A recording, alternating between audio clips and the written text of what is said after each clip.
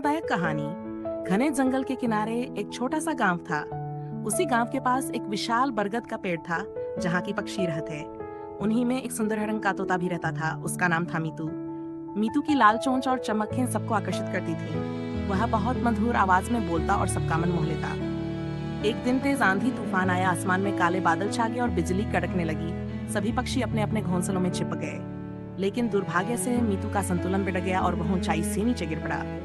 गिरने से उसका एक पंख बुरी तरह घायल हो गया। अब मीतू उड़ नहीं सकता था।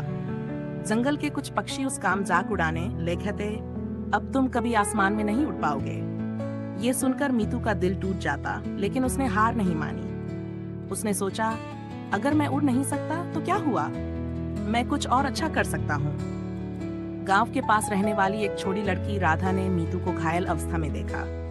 वह उसे अपने घर ले गई, उसके पंख पर मरहम लगाया और प्यार से उसकी देखभाल करने लगी। धीरे धीरे मीतू ठीक होने लगा, लेकिन उसका पंख पहले जैसा मजबूत नहीं रहा।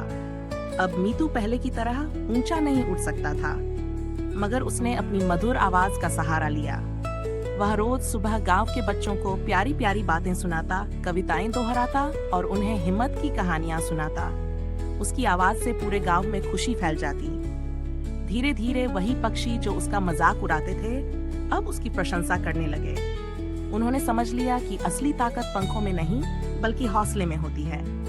एक दिन जंगल में आग लग गई, धुआं फैल गया और कई जानवर घबरा गए। मीतू ने अपनी तेज आवाज में सबको चेतावनी दी। उसकी आवाज सुनकर सभी जानवर सुरक्षित जगह पर पहुंच गए। उस दिन सबको एहसास हुआ कि मीतू भले ही ऊंचा नहीं उड़ सकता, पर उसका साहस और समझदारी सबसे ऊंची है।